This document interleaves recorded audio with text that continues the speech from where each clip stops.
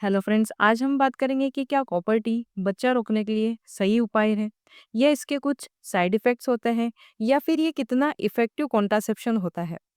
Mainly जो copper T रहता है उसे हम आईयूडी या इंट्रायूटेराइन डिवाइस भी कहते हैं। इंट्रायूटेराइन डिवाइस जो है वो 2 तरह की होती है। एक होता है कॉपर टी और एक होता है hormone releasing device. Copper T जो रहता है वो प्लास्टिक से बना हुआ रहता है जिसमें कॉपर की वायर लिपटी हुई रहती है। और जो हार्मोन रिलीजिंग डिवाइस रहता है वो मेनली हार्मोन से बना हुआ रहता है। तो चलिए अब हम जानते हैं कि कॉपर टी किस तरह से वर्क करता है।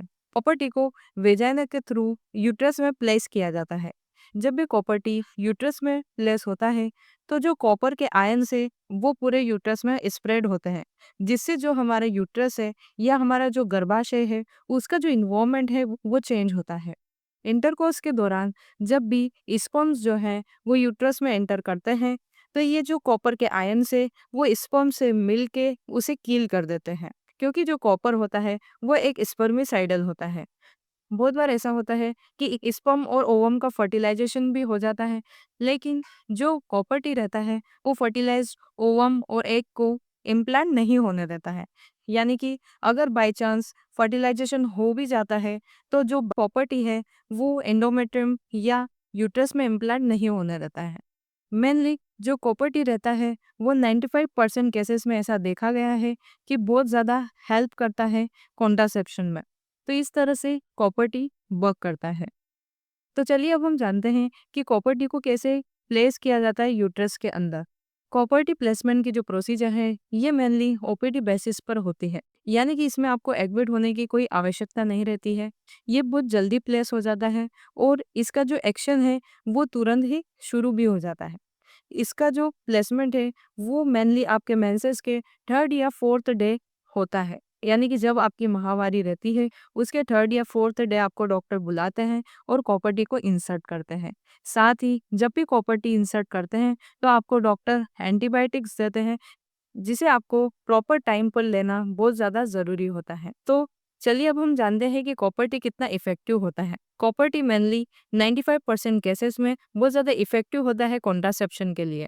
यानी कि 95% केसेस में ये फर्टिलाइजेशन नहीं होने देता है और जो कॉपर टी का ड्यूरेशन है वो भी डिफरेंट हो सकता है।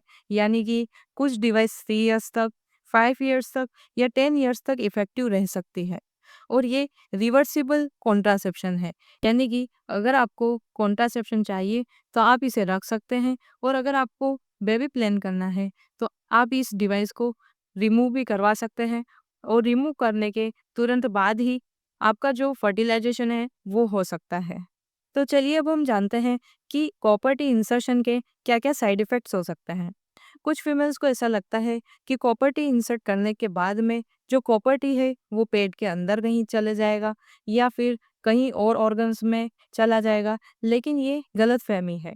अगर आप इनएक्सपीरियंस पर्सन से कॉपर टी इंसर्ट करवाते हैं तो ही आपको चांसेस रहते हैं कि वो यूट्रस को छेद करके कहीं और ऑर्गन्स में जाए। अगर आप एक्सपीरियंस डॉक्टर से कॉपर टी इंसर्ट करवाते हैं तो आपको ये समस्या नहीं आती है। इसी की सेफ्टी के लिए आप एक बार कॉपर टी इंसर्ट होने के बाद में सोनोग्राफी करवा के चेक कर सकते हैं कि आपका जो कॉपर टी है वो सही से इंसर्ट हुआ है या नहीं। जानते हैं कि कॉपर टी इंसर्शन के क्या कॉन्ट्राइंडिकेशन है, यानी कि किन्हें कॉपर टी बिल्कुल भी नहीं यूज करना चाहिए। अगर फीमेल्स में बायकॉन्वेट यूट्रस होता है तो वो कॉपर टी नहीं यूज कर सकते हैं। यानी कि अगर यूट्रस में आपको सेप्टम होता है तो आप कॉपर टी इंसर्ट नहीं कर सकते हैं।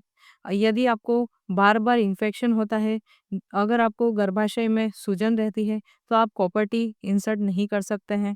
साथ ही अगर आपको पीआईडी की प्रॉब्लम रहती है, यानी कि पेल्विक इन्फ्लेमेटरी डिसऑर्डर अगर रहता है तो भी आप कॉपर टी इंसर्ट नहीं कर सकते हैं।